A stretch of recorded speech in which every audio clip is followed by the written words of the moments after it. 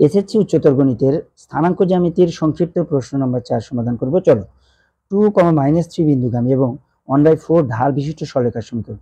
আমরা জানি যে কোনো বিন্দু এবং ঢাল বিশিষ্ট সরলরেখার সমীকরণ, অর্থাৎ বিন্দুটা যদি x1 y1 হয়, x1 y1 বিন্দু এবং m ঢাল বিশিষ্ট সরলরেখার সমীকরণ।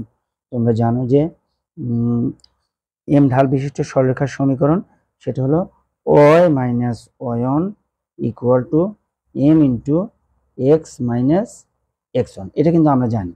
তাহলে আমরা যদি মানগুলো বসাই, তাহলে যেমন এখানে y ঠিক থাকবে, মাইনাস y1 এর পরিবর্তে -3, যেহেতু এখানে x1 হলো 2 আর y1 হলো -3, তাহলে y minus -3 equal to m এর মান 1/4 x, এখানে হবে x মাইনাস x1, তাহলে x মাইনাস x1 এর মান হলো 2। ওকে, আমরা ক্যালকুলেশন করি y প্লাস 3, তাহলে 1/4 ইন্টু x মাইনাস 2। আমরা যদি আর গুণ করি, তাহলে 4y plus 3 4 12 equal to x minus 2। আমরা যদি সবগুলোকে এক পাশে নিয়ে আসি, তাহলে আমরা এইটাকে এই পাশে নিয়ে আসি আগে, x minus 2 equal to 4y plus 12। এখন এগুলোকে এই পাশে আনি, x minus 2 minus 4y minus 12 equal to 0।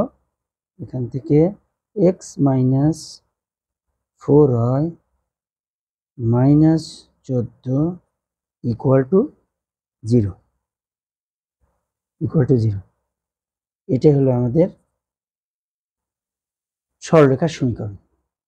এখন আমরা যদি 5 নাম্বার সংক্ষিপ্ত প্রশ্নটা যদি সমাধান করি, তাহলে আমরা খুব সহজেই করতে পারি এভাবে যে 7x - 5y - 15 = 0 রেখাটি p অফ 2, t + 1 এই বিন্দু দিয়ে যদি অতিক্রম করে, তাহলে p বিন্দুর স্থানাঙ্ক কত? তাহলে যেহেতু এই রেখাটি এই বিন্দু দিয়ে অতিক্রম করে, সুতরাং আমরা x এর পরিবর্তে t এবং y এর পরিবর্তে t + 1 এই সমীকরণের মধ্যে বসিয়ে আমরা সহজেই বিন্দুটার স্থানাঙ্ক নির্ণয় করতে পারি। তাহলে চলো আমরা বসাই। তাহলে সমীকরণটি হলো 7x - 5y - 15 ইকুয়াল টু 0। যেহেতু এই রেখাটি p,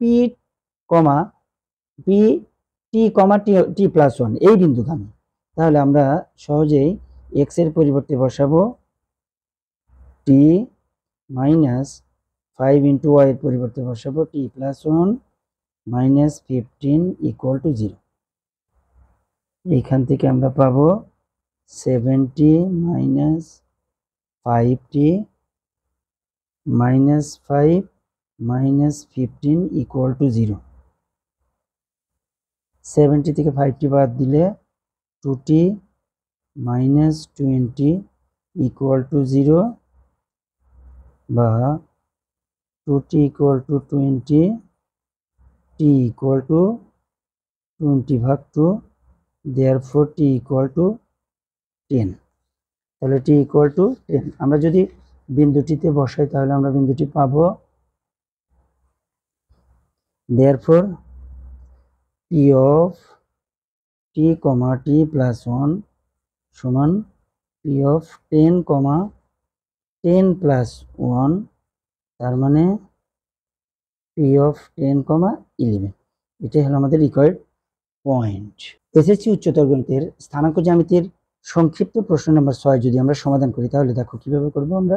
যে দেখো সমীকরণটা দেওয়া আছে y = x + 3 এবং y = -5x + 15।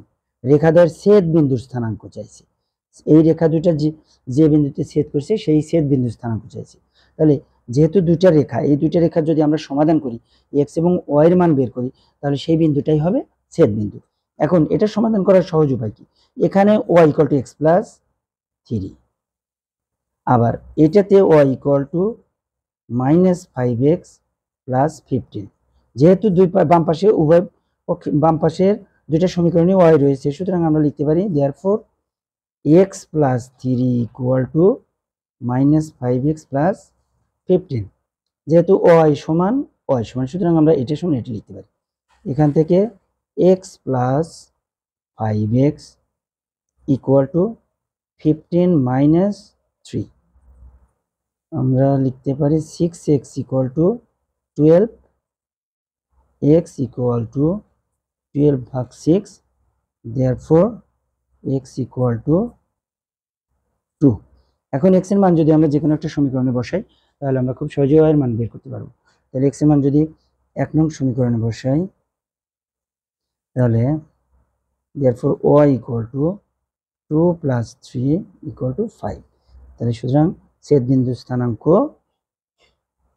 2,5। তাহলে আমরা লিখব ছেদ বিন্দু স্থানাঙ্ক 2,5, এটাই আমাদের রিকোয়ার্ড অ্যান্সার।